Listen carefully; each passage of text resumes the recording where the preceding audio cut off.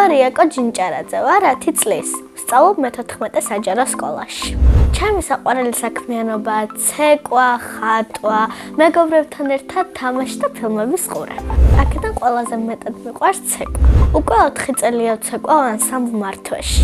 მახსოვს პირველი დღე მართვაში რომ მივედი, ჩემს 2 კლასელთან ერთად მივედი.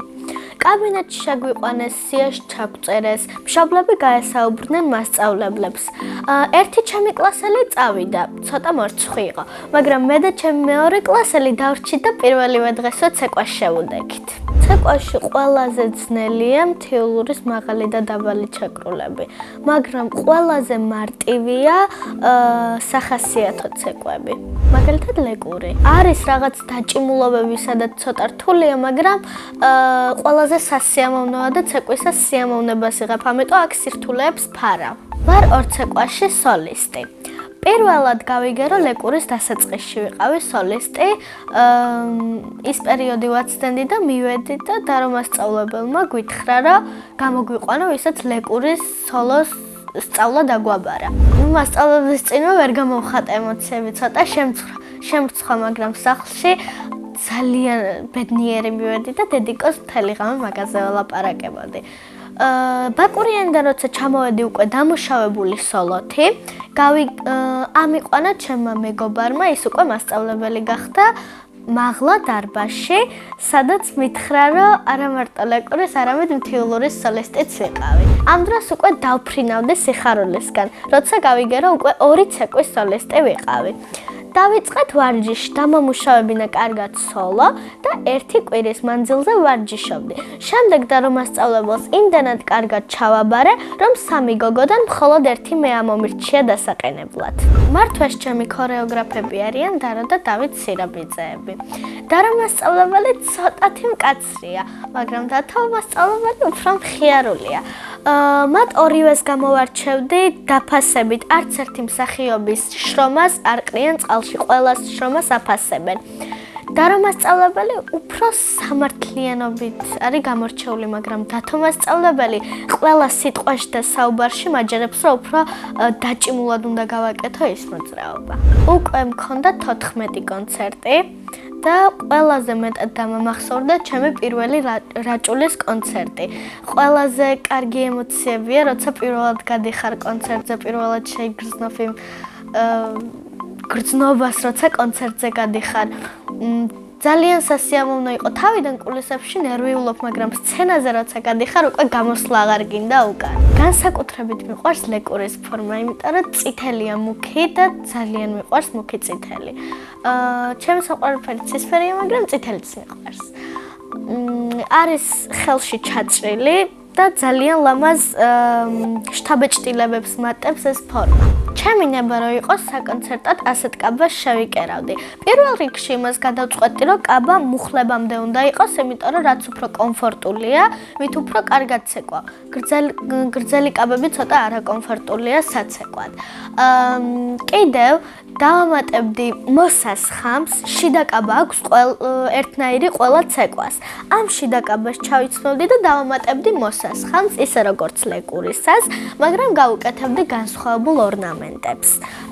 აქ იქნებოდა ჩაჭრილი, იმიტომ რომ აქ ბევრი ორნამენტი აქვს შიდა კაბაც და იქნებოდა ან ხასხასამწვანე, ან მუქი წითელი როგორიც არის. ექნებოდა პატარა ორნამენტები სადად და ლამაზად. ასევე თავზე მექნებოდა ქუდი, ოღონდ აი ფარფატა ქუდი. არც გრძელი, არც მოკლე, აი საშუალო, აი დაახლოებით აქამდე რო იყოს და ეს იქნებოდა კაბისფერი. ან როგორც თქვი, ან ხასხასამწვანე, ან იგივე ფერი, რაც წითელია. ცეკვაზე შესვლა პირველ კლასში გადავწყვიტე, მაგრამ არ ვიცი რატომ, დედიკოს უნდოდა და ბოლოს მე შემიყვარდა. ჩემი გეგმა ცეკვასთან დაკავშირებით არის ის, რომ უნდა გავაგრძელო ცეკვა. იმის მიუხედავად, რომ მინდა მეცნიერი გამოვიდე, ცეკვას სიამოვნებით დავუთმობ ყოველთვის დროს. მეცნიერება იმიტომ გადავწყვიტე, რომ ბავშვობიდან მაინტერესებს ექსპერიმენტები, გამოძიებები, ბევრ რაღაცას ვიკვლევდი, ოღონდ ჩემებურად. ბავშვობაში ძალიან ბევრი პროფესია მაინტერესებდა, ვიზაჟისტი, სალონში თმის გამკეთებელი, კიდევ მინდოდა ფოტოგრაფი, ბევრი რაღაცა მინდოდა, ექიმობა. მე ასევე მიყვარს ხატვა. დავდივარ თითქმის 1 წელია ხატვაზე და ჩემს მეზობლად არის გოგო, რომელიც ძალიან კარგი მხატვარია, გვანცა ჯინჭარაშვილი და ძალიან მეგობრულია. ხატვა ცოტა რთული პროფესიაა, როგორც მივხვდი, იმიტომ რომ ცოტა რთულია ხელის დამუშავება, ცოტას მეხმარება, მაგრამ მეც ბევრ რაღაცას ვხატავ. ის მისწორებს, მე თავიდან ვხატავ. ყველაზე ხშირად ვხატავ ზოგადი ხატვის ორნამენტებს, ვაშლს, ლიმონს, იმიტომ რომ ახლახანს ამიხსნეს ჩრდილები და დიზაინში ყველაზე ხშირად როგორც ყოველთვის მოდელებს ვხატავთ. ყველაზე რთული ჩემთვის დიზაინში არის ხელების ხატვა თითების და ყველაზე მარტივი თვითონ ტანის ხატვა. ხატვაზე შესვლა ბავშვობიდან მინდოდა, ადრეც დავდიოდი, მაგრამ სხვაგან, აღარ მახსოვს კონკრეტულად ონლაინ ვიყავი. გამომდიოდა ხატვა, მომწონდა, ხშირად YouTube-დანაც ვიხატავდი და ერთ დღესაც დედიკოს თქვა, რომ ხატვაზე შევეყვანე. ამ წუთას 10 ბალიანის სისტემიდან ჩემი ხატვის დონე შეაფასებდი 7. იმიტომ რომ ნახევარს მასწავლებელი მეხმარება ჯერ არ მაქვს დამუშავებული. ერთხელ მე თვითონ გავაკეთე ორგანიზება საკუთარი გამოფენის, ეზოში გამოფინე ნახატები, რომელიც ვანახე ჩემს მეგობრებს, უბნელებს და ოჯახის წევრებს. ნახატებს ვაგროვებ, ბევრი ნახატი მაქვს, მაგრამ ყოველთვის მგონია, რომ ერთი ნახატია ჩემთვის გამორჩეული.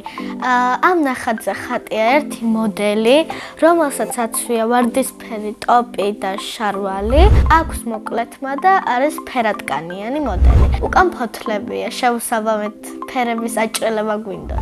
დარწმუნებული ვარ ჩემს სილამაზეში, მაგრამ მოდელობაზე არასოდეს არ მიფიქრია. ხატვის გაგრძელებას არ ვაპირებ, მაგრამ ძალიან მინდა რომ სამოყვარულო დონეზე ვიცოდე. ძალიან მომწონს, როცა ჩემს ნახატებს სხვები აფასებენ. თუ არ მოწონთ, შენიშნებს სიამოვნებით ვითვალისწინებ. ჩემი სკოლა იმიტომ მომწონს, რომ ყველა მასწავლებელი პროფესიონალია, ძალიან კარგი სწავლის მეთოდები აქვთ. ასევე ყველა ბავშვი მეგობრულია. არ მომხდარა ისეთ შემთხვევა, რომ ბავშვი ბავშვს დასცინოდეს ან რაიმე მსგავს. ჩემს კლასში ყველაზე მხიარულია გიორგი მარკოიძე. ყველაზე ცელქია ნიკოლოზ მარზვანიანი. ყველაზე მშვიდია ლინდა ცეცხლაძე. ან სალომე თვაური ორივე.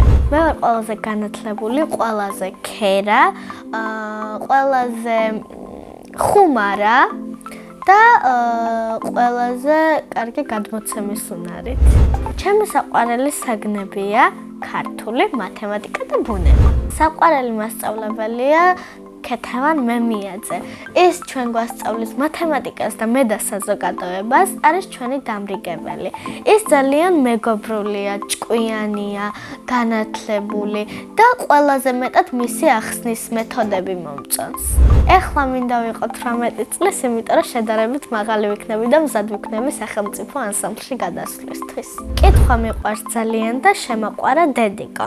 ყოველთვის მეუბნებოდა, რომ თუ კითხვას შევიყვარებდი, გამართული აზროვნება მექნებოდა და გამართულად ვისაუბრებდი. ჩემი პირველი წიგნი იყო გაუცინარი ხელმწიფე. ძირითადად წასაკითხ წიგნს მე თვითონ ვარჩევ ინტერნეტის მეშვეობით და ადრე მირჩევდა დედიკო. სხვათა შორის ჩემი საყვარელი წიგნი დედიკო მირჩია, პეპი გრძელიწინდა.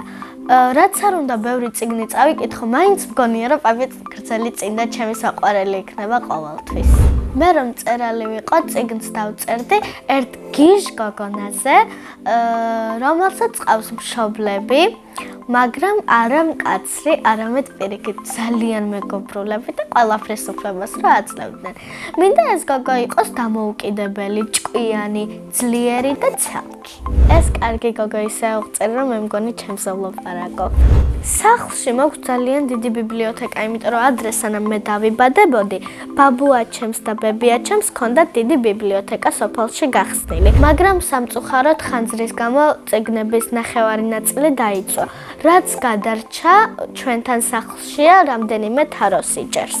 ყველაზე ხშირად წიგნებს ახლა ყიდულობს მამი და ჩემი. მასაც უყვარს კითხვა და ჩვენ ვართ განათლებული ოჯახი. მე ასევე მიყვარს ფილმების ყურება და ჩემი საყვარელი ფილმია ხელშეუხებელნი. მთავარი გმირი არის კაცი, თორემ დიდი სიამოვნებით ვითამაშებდი ამ ფილმში მთავარ როლს. საყვარელი მულტფილმია სკუბიდუბიდუ.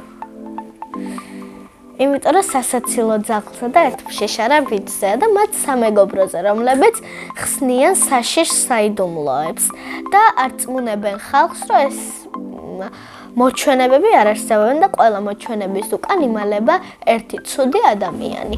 ზღაპრის გმირებიდან მე ვგავარ წითელქუდას. ასე იმიტომ მგონია, რომ წითელქუდა არის მამაცი, ასევე არის მზრუნველი და ჩემი აზრით არის ჭკვიანი. დედიკოსთვის რო დაეჯერებინა, იქნებოდა იდეალური გოგო. სახლში ვცხოვრობთ მე, მამიკო, დედიკო, ჩემი მამი და ბაბუა, ბიძიაც. კიდევ მინდა მყავდეს ერთი დანძმა, ეხლა უკვე ველოდებით, მაგრამ სქესი ჯერ არ ვიცით. მამიკო არის ბრაზიანი, ძალიან მეგობრული და ყველაზე მხიარული ადამიანი მთელს მსოფლიოში. მე ვარ მამიკოს გოგო. დედიკო არის ლამაზი, საოცრად მეგობრული, ასევე იძლევა ძალიან კარგ რჩევებს, რომელიც ყოველთვის გამომადგა და სამართლიანი, ყოველთვის მიხსნის ყველაფერს კარგად. ჩემგან განსხვავებით დედიკო არის ძალიან კარგი დიასახლისი. ისევე როგორც ჩემი მამი და, მაგრამ ჩემი საყვარელი საჭმელს მაინც მამი დააკეთებს კარგად. ოღონდ მისი რეცეპტი აქვს ხარჩოში. ბრინჯს ყრის და ძალიან გემრიელი ხარჩო გამოდის. მამიდას ძალიან უყვარს ბავშვები. არის ძალიან ლამაზი და არის ძალიან კეთილი. შეუძლია სხვისთვის გაიმეტოს და თავისთვის მოიკლოს. ბაბუა არის ცოტა ბავშვური ჩემთან. კიდევ ძალიან უყვარს ტკბილეული. მე რო ამომიტანს ერთად ჭამთ ხოლმე. მამიკოზე ბრაზიანია ხანდახან, მაგრამ ჩემზე არასდროს არ გაბრაზებულა. ვიცი არის ძალიან წუნია, არის ძალიან მეგობრული, კეთილი, არის სიმპათიურიც არის და შრომის მოყვარე. ჩემს თაობაში ყველაზე დიდი პრობლემა მგონია ტელეფონი. ბავშვები ძალიან ხშირად არიან ტელეფონში, ამიტომ არჩებათ მაგალითად გარეთ გასვლის დრო. ასევე ტელეფონი ეწინააღმდეგება მეცადინეობას. ხშირად მეც მომსვლია, რომ სამეცადინო მაქვს, მაგრამ ვერ ვეშვები. ამისთვის ვაიძულებდი ჩემ თავს რა ამდგარიყავი. ძალიან ხშირად დამოკიდებულება იცის და მე მაგალითად ხშირად ტელეფონის მაგივრად მირჩევნია გავიდე, ჩემთან ბავშვებს უბანში ვეძახი და ხიდზე ვთამაშობ. სიმართლე რომ ვთქვა, ტელეფონი დიდების პრობლემაც მგონია. ჯადოსნური ჯოხი რომ მქონდეს, ყველა გაჭირვებულ ადამიანს ან ადამიანებს, რომლებიც ავად არიან, გამოვაკეთებდი და გაჭირვებულებს სახლს მივცემდი. სამოგზაუროდ სიამოვნებით წავიდოდი ორ ქვეყანაში, საფრანგეთში და იტალიაში. საფრანგეთში მინდა ვნახო ეიფელის კოშკი და რადგან ძალიან მიყვარს ტკბილეული, ნამდვილი კრუასანები. იტალიაში კიდე მინდა ვნახო პიზის კოშკი და გავსინჯო სპაგეტი. წინა მონაწილემ დამიტოვა შეკითხვა. მე რომ იაკო არ მერქვას, რა მერქმეოდა? მე იაკო დამარქვა მამიკომ და ძალიან მომწონს ჩემი სახელი, მაგრამ იაკო რო არ მერქვას, მერქმეოდა მატილდა. ჩემს შვილებს დავარქმევდი. მატილდას გოგო იქნებოდა და ბიჭს დავარქმევდი ილიას. შემდეგ მონაწილეს ვუტოვებ ასეთ შეკითხვას. ერთი სურვილი რომ მქონდეს, რა სურვილი იქნებოდა? მე მაგალითად ასეთ შემთხვევაში ჩავიფიქრებდი უთვალო სურვილებს, შემდეგ კი რასაც მინდოდა იმას. მართლა მაინც ერთი რომ მქონდეს, ალბათ იმას ჩავიფიქრებდი, რომ წარმატებული მეცნიერი ვიყო. ეხლა რომ მთელი მსოფლიოს ბავშვები მიყურებდნენ, რაღაცა შევახსენებდი. ისე მოიქეც სხვას, როგორც შენ გინდა რომ მოგიქცნენ. უფროსებს ვურჩევდი, ხელფასები აეგროვებინათ და რამდენსაც შეძლებდნენ, იმდენ გაჭირვებულ ადამიანს დაეხმარნონ. ბედნიერება არის, რაც შენ გიხარია. მე მაგალითად მიხარია ცეკვა, ჩემთვის ბედნიერებაა და ან ძმა. მე ვარ ბედნიერი ადამიანი.